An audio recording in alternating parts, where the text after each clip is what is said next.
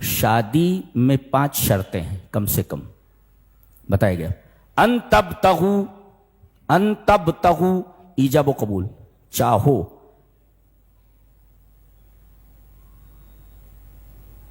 باپ یہ کہے گا زوجت ابنتی، زوجتک ابنتی، میں نے اپنی بیٹی سے تمہاری شادی کر دی. تو دولہے میاں جو پورا گلستاں بنے بیٹھے، ارے کیا کیا پورا وہ چلتا تو دیکھنا پڑتا، یہ گارڈن پورا. تو وہ گارڈن سے پوچھا جائے گا کہ زوجتک ابنتی، میں نے اپنی بیٹی کی شادی تجھ سے کر دی. اب گارڈن کیا بولے گا؟ قبلت، میں نے قبول کی. یہ جو ہے ایجاب و قبول کے صیغے. لڑکی سے اجازت لی جائے گی اور پھر لڑکے سے اجازت لی جائے گی، جس کو کہتے ہیں ایجاب و قبول. یہ پہلی شرط ہے. ان تبتغوا. اور بے اموالکم کی قید لگائی گئی. کم یہ مذکر کا صیغہ ہے، یعنی مال کون خرچ کرے گا؟ لڑکا، لڑکی نہیں. لڑکی والوں کے اوپر کوئی بار نہ ڈالا جائے. ان تبتغوا باموالکم، کم لا باموالکن، تم مال خرچ کرو. ایک. اور دوسرے گواہ، 2 عادل بالغ گواہ ہونے چاہیے، 2. اور تیسرے مہر، اور چوتھے ولی، اور 5ویں دائمی قبضہ. دائمی قبضے کا مطلب ہوتا ہے نکاح متع حرام ہے. پہلے کیا ہوتا تھا اور آج بھی کچھ کرتے ہیں وہ حرام ہے، وہ کہ ایک متعین مدت کے لیے ایک متعین رقم پر، کہ اتنی رقم کے اوپر 6 مہینے کے لیے میں تجھ سے شادی کرتا ہوں. حرام ہے یہ نکاح متع. تو یہ نکاح ہمیں 5 شرطیں ہیں.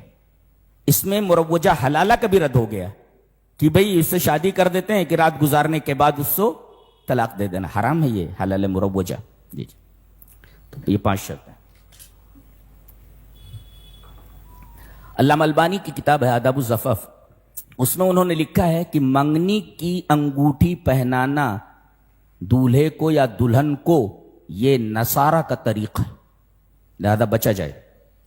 نبی کریم صلی اللہ علیہ وسلم کی حدیث ہے کہ نبی کریم صلی اللہ علیہ وسلم داہنے ہاتھ میں انگوٹھی پہنتے تھے. حضرت ابن عمر کہتے ہیں کہ ابن عمر کے بارے میں ہے کہ وہ بائیں ہاتھ میں پہنتے ہیں. بائیں میں بھی پہن سکتا ہے، دائیں میں بھی پہن سکتا ہے. ہاں یہ سبابہ اور استا میں نہیں پہننا چاہیے. بکیا اس میں اگر پہن سکتا ہے. جی منع کیا گیا. ولا متخذات اخدان، نہ مصافحات ہوں نہ متخذات اخدان. عورتوں کی 2 ہی قسمیں ہیں.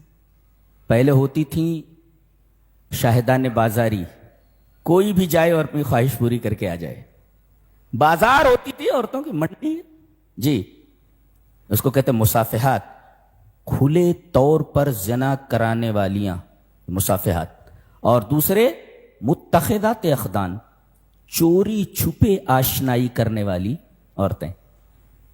کھلم کھلا اعلانیہ بدکاری کرنے والی عورتیں مصافحات، اور چوری چھپے آشنائی کرنے والی عورتیں متخذات اخدان.